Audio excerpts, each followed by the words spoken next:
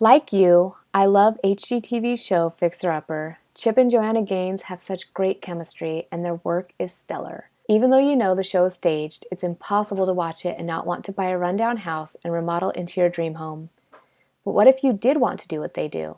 For the buyers on Fixer Upper, after they've bought the house, they still have renovation budgets of tens of thousands of dollars. How is this possible? Are they getting that money from the bank? Is it actually possible to buy a Fixer Upper and remodel it? How would you do it? First of all, let me clarify one common misconception. Say you have been pre-approved by the bank for a $300,000 loan. Does that mean you can buy a house for $200,000 and use the other $100,000 for rehab? Unfortunately, this is not how it works. For a basic home loan, banks give loans based only on the amount the house is worth in its current state. You can't take the difference between the price of the house and the amount you've been pre-approved for to fix it up. If you're looking to do your own fixer-upper, here are your 4 most likely options. You are one of the few people who have $60,000 plus on hand to do the repairs because you've been saving for years, you inherited the money, or you won the lottery. You can refinance your home to take out a second mortgage to pay for the rehab.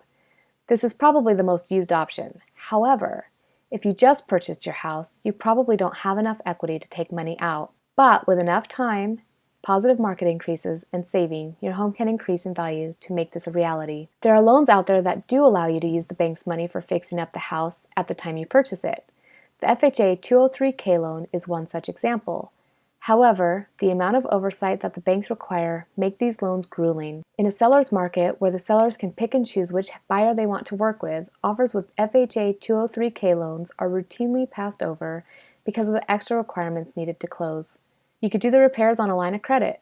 Then, once the house is all done and updated, theoretically, you can refinance and take out the new equity you've built to pay off the credit cards.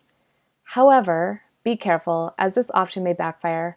What if the market crashes and the updates you've made don't give you the return on your investment?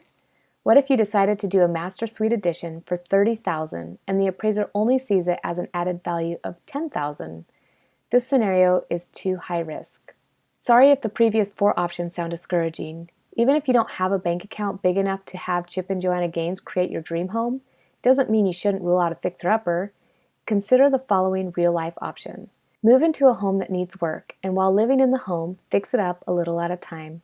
Let's face it, our parents' first houses weren't decked out with granite countertops, hardwood floors, and stainless steel appliances. So don't feel like your house has to be perfect right when you move in.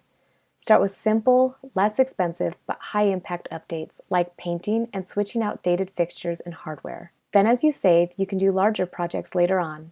All the while, you're still building equity in the home while improving it. This approach is definitely less glamorous than the before and after reveals on Fixer Upper, but it's actually possible. Give it some time and you'll have your Fixer Upper as well as some equity. And then you'll have even more options. Refinance to get your next down payment, sell it and buy up, or my favorite option, rent it out and move on to the next live-in fixer-upper.